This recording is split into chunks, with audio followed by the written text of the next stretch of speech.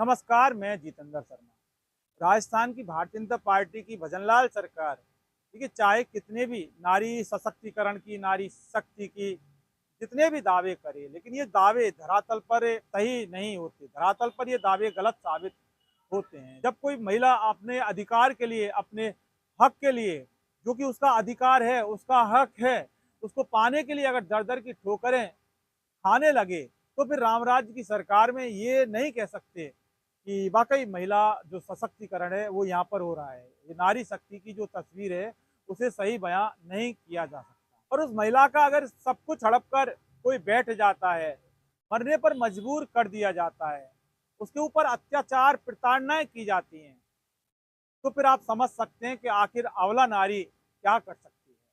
और तो और, अगर ये सारे अत्याचार और प्रताड़ना अगर वो कोई बाहरी व्यक्ति करे तो समझ में आता है कि कोई दूसरा व्यक्ति करता है, लेकिन अगर इस महिला के साथ इस प्रकार की ज्यादती उसी के ही परिवार में, उसी के घर में, उसी के घर वाले, उसके परिवार वाले अगर करते हों, तो फिर नारी सशक्तिकरण का भाजपा सरकार का दावा किसी भी कीमत पर सही नहीं ठहराया जा सकता। ऐसा ही कुछ हाल इस वक्त वर्तमान में हो रहा है करौली जिले में महावीर जी के इरनिया गांव की मौसम भाई मीणा के साथ।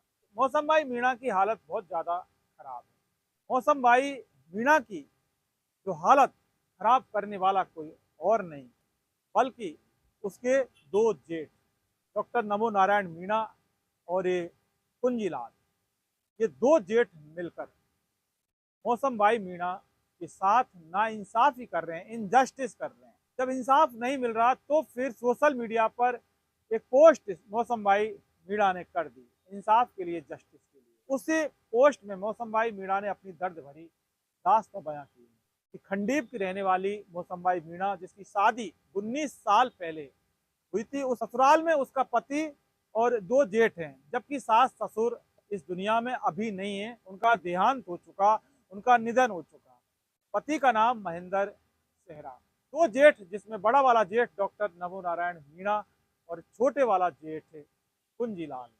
मौसम भाई मीणा एमएड की पढ़ाई कर रही है, प्राइवेट स्कूल में पढ़ाने जाती है, 7,000 रुपये में। दो बच्चे उसके पास हैं, छोटे छोटे मासूम बच्चे। लेकिन तकलीफ क्या है मौसम भाई मीणा की? ठीक है साहब, उसका पति है, दो बच्चे हैं, एमएड पढ़ी लिखी है, प्राइवेट स्कूल में पढ़ाने जाती है, तो आखिर दिक्कत कहाँ आ रही है? देखिए, सबसे बड़ी जो दिक्कत आ रही है, मौसम भाई मीणा के जेठ बहुत ज़्यादा परेशान कर रहे हैं। ऐसा सोशल मीडिया के अंदर उसने अपनी जो दर्द भरी दास्तां बयां की है, उसके अंदर ऐसा लिख रहा है। चूंकि पति है, वो कुछ भी नहीं करता, पति कोई कमाई धमाई नहीं करता, ऐसे में परिवार का और बच्चों का जो सारा भार मौसम भाई मीणा के ऊपर है। लेकिन अब ये बात आती है कि आखिर जेठ परेशान क्यों करते हैं? देखिए, सास ससुर की जो संपत्ति है, जमीन जायदाद जो भी है, उससे सबको हड़प कर बैठे हैं डॉक्टर नमो नारायण मीणा और कुंजीलाल। मौसम भाई मीणा को कुछ भी नहीं दे रहे, यानी कि रहने के लिए एक कमरा तक नहीं दे रहे, और मकान बनाने के लिए आज मेरे बच्चे जगह कहीं, देने मैं का तो कहीं। कोई सवाल ही मैं पैदा सिर्फ मेरे बच्चे का नहीं अधिकार होता। मांग और रही जब हूँ। अपना हक और अधिकार अगर जब आप मांगती है अपने अधिकार को जेठों से घर कि के साहब सामने मेरा अगर अधिकार दीजिए, बैठ मैं के इसी घर सॉल्यूशन की कर बहू, लेते, मैं ब्याह के तो आई हूँ, मेरी कोई बात ऐसे को नहीं सुन आई। लेते, खंडीप से मेरे मेरे बच्चे पिताजी ने आपके, मुझे शादी करके मेरे भेजा है बच्चे यहाँ किसी पर और के। 19 साल पहले, तो मेरा अधिकार है, मेरे राइट हैं सास ससुर की संपत्ति में। लेकिन जब वो अपना अधिकार मांगती है, उसके बाद दोनों जेठ उसे परेशान करते हैं, प्रताड़ित करते हैं, उसके साथ अत्याचार करते हैं, अन्याय करते हैं, मरने को मजबूर करते हैं, उसके साथ मारपीट जैसी घटना करते हैं। लेकिन जब पंचायतें जुड़ती हैं, तो उन पंचायतों की भी कोई मायने नहीं रह जाती। और जब इसकी शिकायत पुलिस में करने जाती है, सिस्टम में करने जाती है, अधिकारियों को करती है, तो कोई सुनता ही नहीं है। कैसे कोई कैसे सुनेगा? क्योंकि भ्रष्टाचार का बोलबाला हमारे यहाँ सिस्टम में है। तो इस भ्रष्टाचार के चलते भी मौसम भाई मीणा की सुनवाई नहीं होती। ऐसे में अब सवाल ये होता है कि आखिर अपना गुजारा बसर वो कैसे करेगी? देखिए, प्राइवेट स्कूल में पढ़ाती है, नहीं पढ़ाती, वो वाली बात नहीं है, लेकिन उसका जो अधिकार है संपत्ति में, सास ससुर की संपत्ति में उसके पति का अधिकार है, वो उस पति का जो अधिकार है वो मांग रही है। हालांकि उसका पति है, लेकिन पति कुछ भी नहीं करता। ऐसे में अपने अधिकार जब लेती है, संपत्ति में हिस्सा मांगती है, जो कि उसका बनता है, जायज बनता है, लेकिन वो नहीं देते, जब सास ससुर नहीं है, ऐसे में उनकी संपत्ति पर उसका अधिकार बनता है, हिस्सा बनता है, उसके बच्चों का अधिकार बनता है। 4 जुलाई को उसके साथ मारपीट की घटना भी हुई थी, जिसका जिक्र उसने किया है, और कुंजीलाल जो उसका छोटा वाला जेठ है, उसने उसके साथ मारपीट की, और यहाँ तक कि उसकी गले की जो चेन है उसको खींचा, जिससे कि उसके गले पर काफी खरोंच आ गई। जब कोई चैन खींचेगा तो खरोंच आएगी। आखिर क्यों इस तरह के अत्याचार महिला, अबला नारी पर, अबला महिला पर कोई करता है?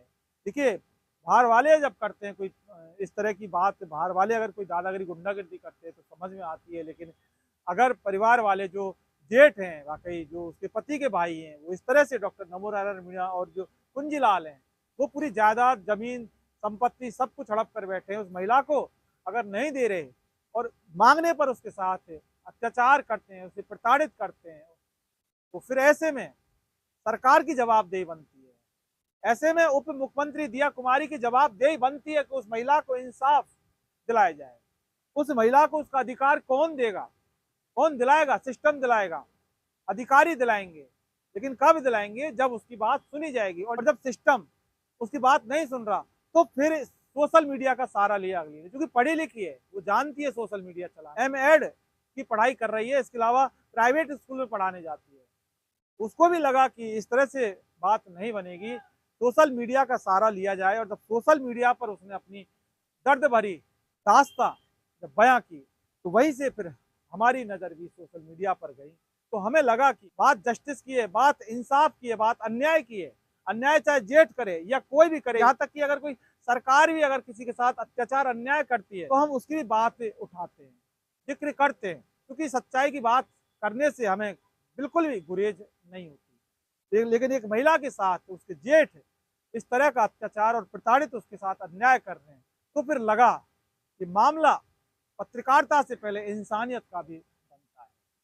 लेकिन अब सवाल यह है कि मौसम भाई मीणा को कौन दिलाएगा इंसाफ? इंसाफ हम नहीं दिला सकते, हम सिर्फ आवाज बन सकते हैं।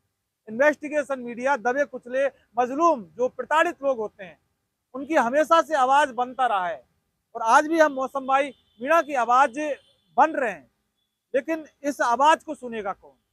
क्या सरकार हमारी बात को सुनेगी? क्या सरकार मौसम भाई मीणा की आवाज को सुनेगी? क्या दिया कुमारी सुनेंगी? क्या पुलिस अधिकारी, करौली पुलिस, महावीर जी पुलिस इस बात को सुनेगी जो हम मौसम भाई मीणा की दर्द भरी जो कहानी है उसको बता रहे हैं, आगे फॉरवर्ड कर रहे हैं? हालांकि अब सरकार सुने ना सुने, पुलिस वाले सुने ना सुने, सिस्टम सुने या ना सुने, लेकिन हम बोलने से नहीं रह सकते, हम किसी की आवाज उठाने से नहीं रह सकते, हम किसी की आवाज बनने से नहीं रह सकते। इन्वेस्टिगेशन मीडिया का मतलब ही यही है, गरीब लोगों की, प्रताड़ित लोगों की, दबे कुचले लोगों की आवाज उठाना, इंसाफ की बात करना। इंसाफ देने वाला कौन है ये हमें नहीं पता, मिलेगा नहीं मिलेगा इसका भी हमें नहीं पता, कि हम हमारा दायित्व बखूबी निभाएं। सरकारों का काम सरकारों को करना है, सिस्टम का काम सिस्टम को करना है, पुलिस का काम पुलिस वालों को करना है, वहीं फिर इन्वेस्टिगेशन मीडिया भी अपना काम कर रहा है। हालांकि इस महिला के साथ